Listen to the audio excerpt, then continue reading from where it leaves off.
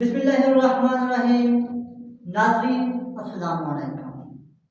आज मैं आप लोगों के सामने एक नए टॉपिक के साथ हाजिर हुआ हूँ। इससे पहले मैंने आप लोगों को लॉन्ग जंप के हवाले से बताया था, हाई जंप के हवाले से बताया था।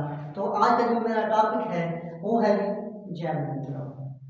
तो टॉपिक को स्टार्ट करने से पहले मेरी आप लोगों से गुजारिश है कि अभी तक आप लोगों ने मेरे चैनल को सब्सक्राइब नहीं किया तो जल्दी से मेरे चैनल को सब्सक्राइब करें, बेल आइकन के बटन पर दबाएं ताकि मेरी इस तरह की वीडियो आप लोगों तक आसानी के साथ पहुंच सके। तो बगैर टाइम ज़ाया किए चलते हैं टॉपिक की जानिब।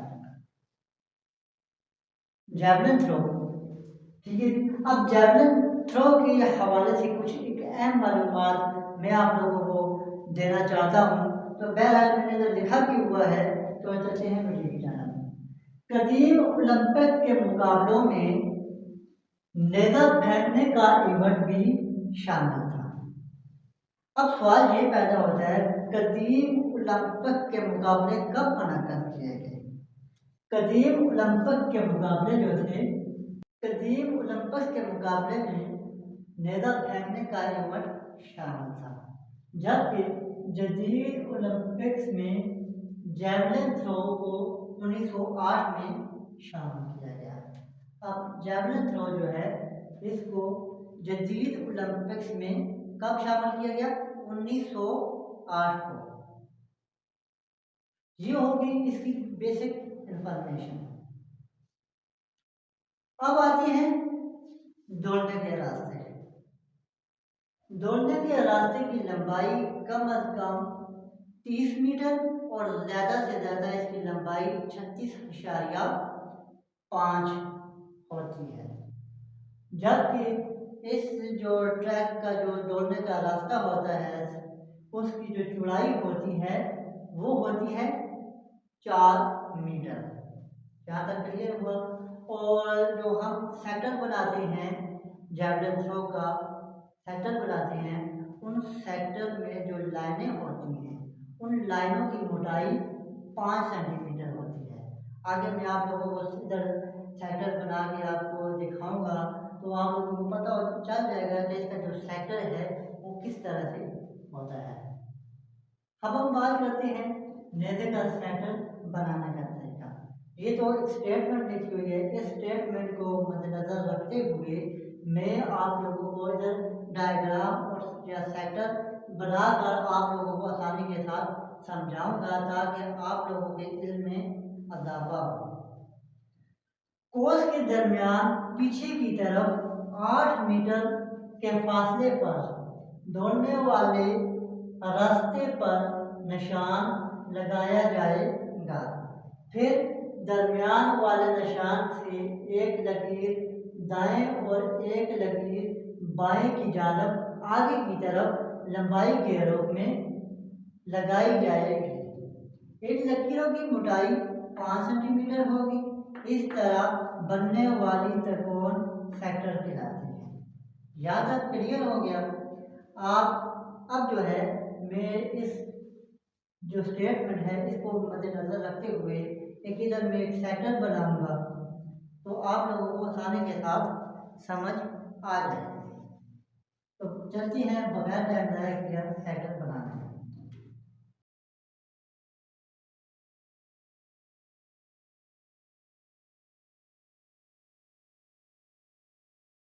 अभी मैंने आप लोगों को इस स्टेटमेंट के हवाले से मैंने बताया कि स्टेटमेंट को मद्देनज़र रखते हुए हम एक सेक्टर बनाएंगे, ठीक है जी, ताकि आप लोगों को आसानी के साथ समझ आ सके। तो हम एक सेक्टर बनाया है इसका जैवलिन थ्रो का।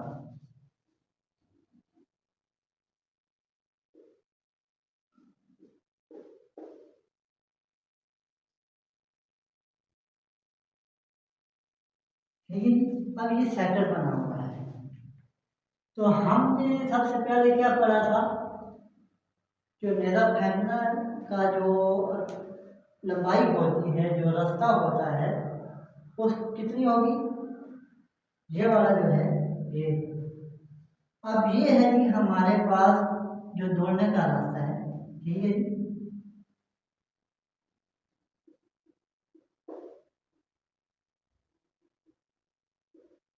अब दौड़ने का रास्ता, इसकी लंबाई कम से कम जो होगी वो 30 मीटर होगी और ज़्यादा से ज़्यादा इसकी जो लंबाई होती है वो 36.5 मीटर होगी। जबकि इसकी जो चौड़ाई है, ठीक है, ये वाला क्वेश्चन इसकी चौड़ाई है ये होगी 4 मीटर।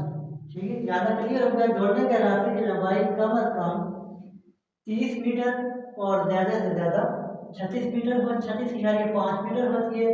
और जबकि लाइनों की मोटाई जो है वो कितनी होगी, वो होती है 5 सेंटीमीटर।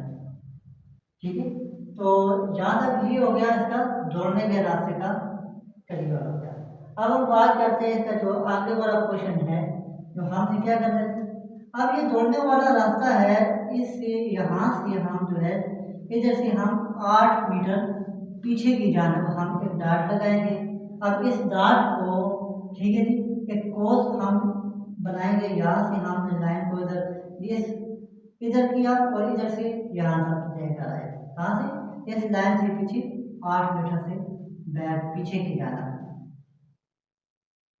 इस तरह पर एक निशान लगाएंगे। निशान लगाने के बाद फिर हमने एक लाइन को हमने दाएं जानब और एक लाइन को हमने बाएं जानब हमने आगे की तरफ बढ़ा देना है। ज़्यादा क्लियर हुआ, एक लाइन को हमने आगे की तरफ, ठीक है जी, दाएं लाइन और एक बाएं लाइन हम इसको लंबाई में आगे की तरफ बढ़ा देंगे। कितना, तकरीबन हम इसको 100 मीटर तक बढ़ा देंगे। और जबकि वादे रहे इसका जो एंगल है वो हम कितना होगा जी, 29 डिग्री इसका जो एंगल होगा। उम्मीद है कि आप लोगों को इसका जो वीडियो जो है इस सेक्टर की आप लोगों को समझ आ गई होगी। अब हम बात करेंगे, तो ये जो हो गया हमारा जो इसका जैवलिन थ्रो का जो सेक्टर है, तो ये चीज़ ये होगी। अब हम बात करेंगे इसकी जो जैवलिन थ्रो होता है इसकी लंबाई कितनी होती है, इसकी चौड़ाई कितनी होती है। आया कि ये मेल के लिए भी उसका वेट उतना ही होता है, उसकी लंबाई उतनी होती है, फीमेल के लिए भी उतनी होती है या डिफरेंस होती है। तो हम उस वीडियो को स्टार्ट करते हैं। तो इससे पहले कि हम इसको थोड़ा रेस कर लें।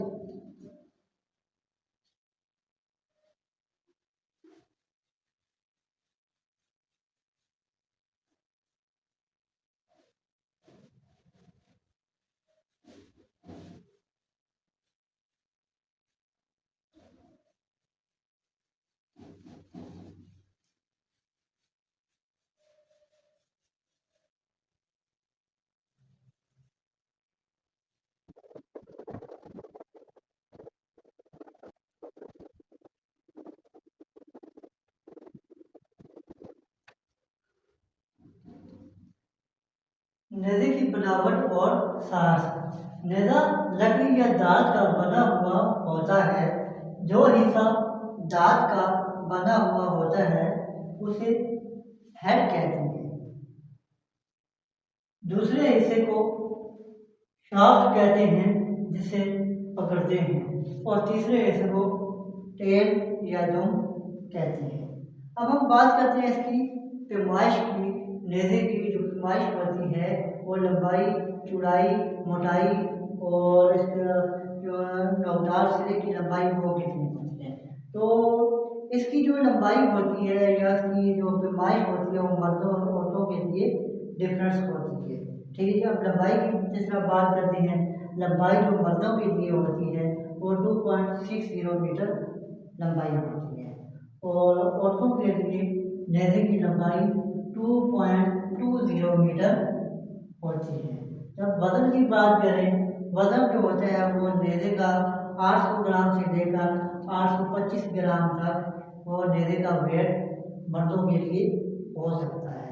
जबकि औरतों के लिए इसका जो नेज़े का वजन होता है वो 600 ग्राम से लेकर 625 ग्राम तक होता है।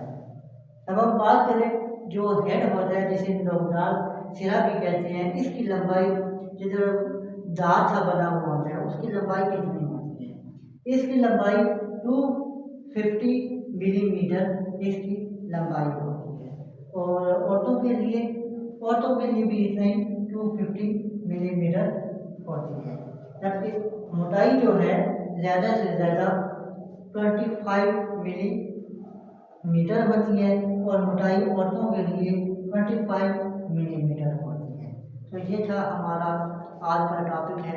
उम्मीद है कि आप लोगों को जनरल के हवाले से कुछ समझ आ गई होगी। ठीक है, वस्सलाम।